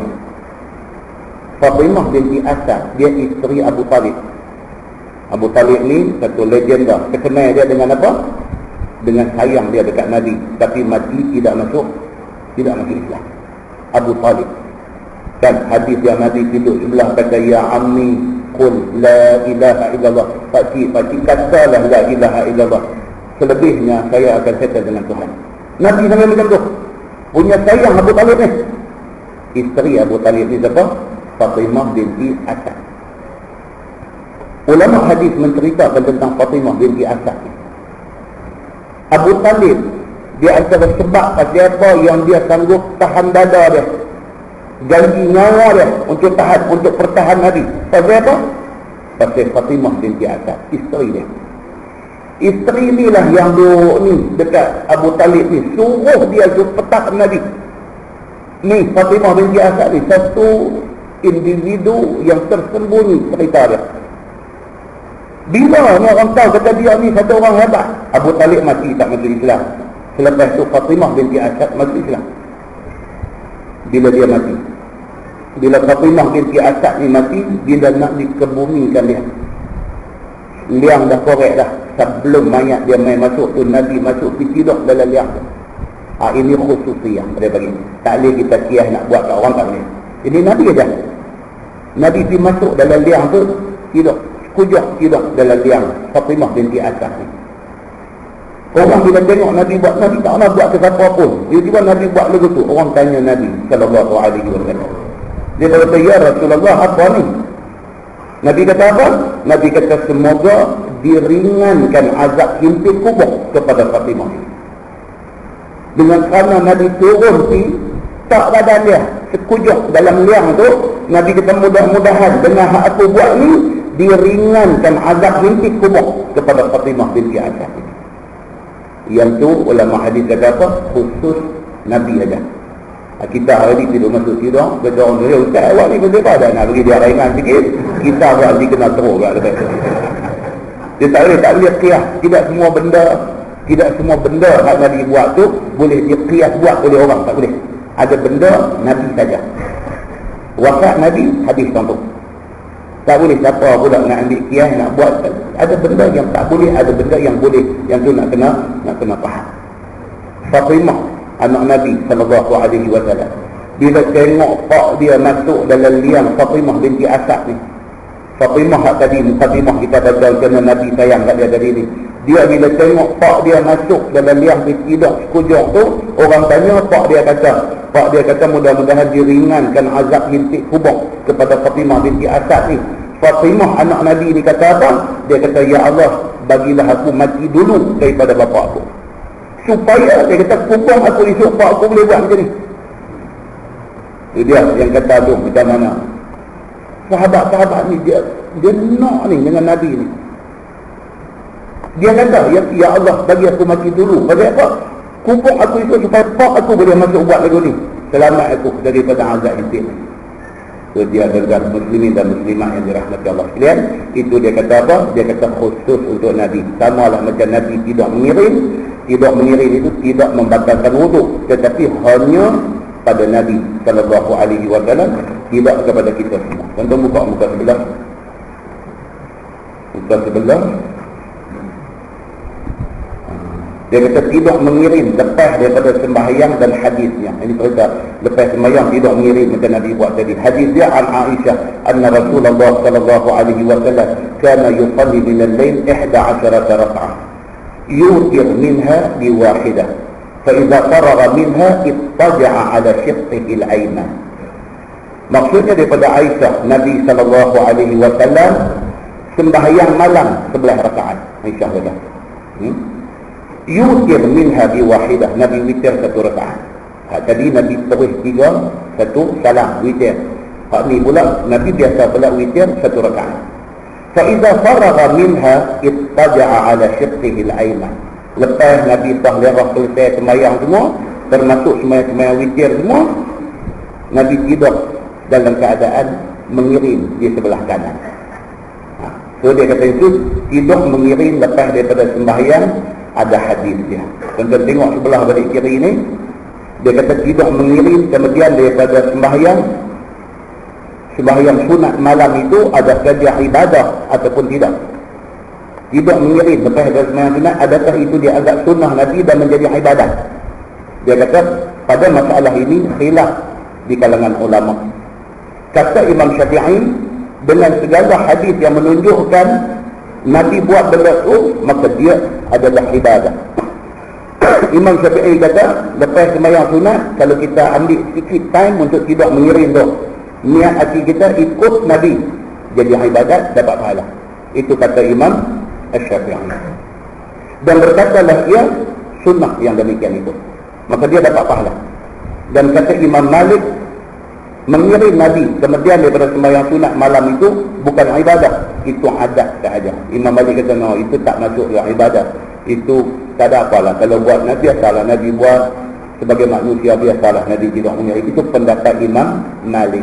Tapi Imam Syafi'i kata itu ibadah, kerana ia adalah mengistirahatkan diri daripada qiyamul lail sahaja, bukan dia satu ibadah. Itu kata Imam Malik, dan tiada sunnah kita pada memperbuatkannya. Itu kata Imam Malik. Tidur mengiring atas lambung kanan, apa hukum dia? Kata Imam Nawawi, dia kata hadis yang tadi itu menjadi dalil atas sunnah tidur mengiring di atas lambung kanan. Imam Nawawi dia mazhab Syafi'i, maka dia sependapat dengan Imam Syafi'i. Kata Imam Nawawi, telah berkata ulama dan bermula hikmahnya bahawasanya tidak melampau-lampau lelah tidur seseorang yang demikian itu, kerana bahawasanya hati dia ada belah kiri, dia kata. Dan jantung kita ada belah kiri. Bila kita tidak mengiring belah kanan, maka tergantung hati itu. Kalau tidak mengiring ke belah kanan, hati dia ada belah kiri, dia tergantung. Maka apabila tidur di atas lambung kiri, nescayalah tidurnya itu habis lelah, kerana hati kena tindih. Dia kata, itu kata dia, pendapat dia. Hati dia boleh tindih. Kalau kita tidur balik kanan, hati ni dia tak kena tindih, dia mudah jaga. Tapi kalau tidur ke belah kiri, dia kata kita tindih hati, yang tu subuh pun tak ambil. Dia pasal apa? Pasal hati tu kena tindih, dia kata. Maka dia kata ini pendapat dia. Kemudian dia kata sembahyang sunat 13 rakaat dan lainnya. Ini kita sambung pada kuliah dia akan datang. Jadi dia ada cerita panjang. Dia dalam kalangan ulama hadis ni dia huraikan, kalau hadis yang kata sembahyang malam bulan Ramadan Nabi itu 9 rakaat, ulama hadis buat pecahan. 9 rakaat tu maksudnya apa? Dia kata tarawih 8, witir 1. Maka itu yang hadis kata Nabi sembahyang 9. Tarawih 8, witir 1. 9. Kemudian hadis yang kata sembahyang Nabi di bulan Ramadan itu 11 rakaat. Ulama hadis kata 11 itu ialah apa dia? Dia kira ba'diyah Aisyah 2 rakaat, tarawih 8, witir 1. Jadi apa? Di 11. Ataupun yang dikatakan sembahyang malam Nabi bulan Ramadan itu 11 rakaat, mungkin juga dia kata apa dia? Tarawih 8, witir 3. Juga dia punya total jadi 11. Dan hadis yang kata Nabi sembahyang malam bulan Ramadan 13 rakaat. Ulama hadis kata 13 itu ialah apa dia? Ba'diyah Aisyah 2, tarawih 8, witir 3. Jadi 13. Is a matter of how we calculate benda tu. Kalau kita calculate, kita kira sekali dengan ba'diyah, dia total macam tu. Kalau tak kira ba'diyah, kira tarawih dengan witir, dia jadi total macam tu. Benda ni soal cara kira macam mana. Soalnya hadis tidak bercanggah. 9 pun boleh kata, 11 pun boleh kata, 13 pun boleh kata. Dia kata pasal apa? Kawan yang kira 9 dia tak kira ba'diyah. Kawan yang kira 11 dia tak kira ba'diyah, tapi dia kira witir 3. Kawan yang kira 13 dia kira semua sekali. Dia kira ba'diyah 2, dia kira tarawih 8, dia kira witir 3.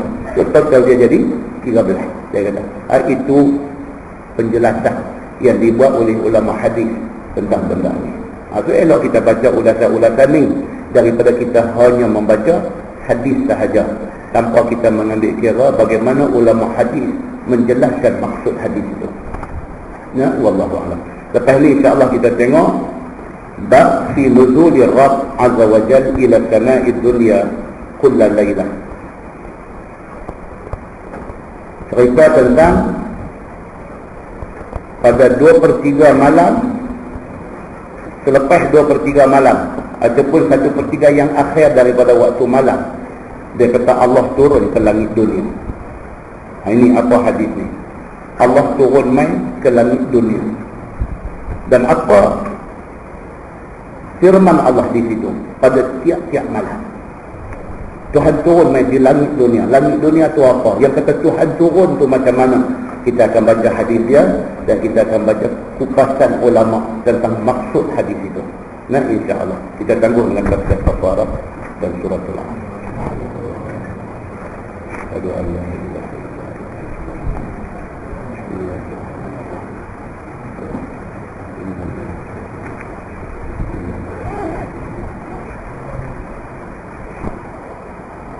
اللهم صل على محمد في الاولين والاخرين وسلم رضي الله تبارك وتعالى عن سادتنا اصحاب سيدنا رسول الله اجمعين.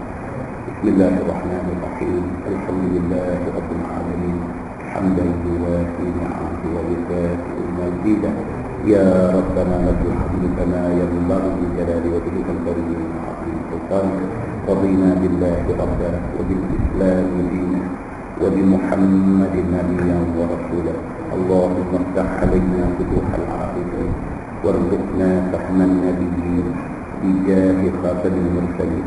اللهم فقهنا في الدين وعلمنا التأويل واهدنا صراطك المستقيم. اللهم أرنا الحق حقا وارزقنا اتباعه وأرنا الباطل باطلا وارزقنا اجتنابه. اللهم اجعل جمعنا جمعا مرحوما وتفرقنا من بعده تفرقا معصوما. وصلى الله على محمد وعلى آله وصحبه وسلم والحمد لله رب العالمين. السلام عليكم.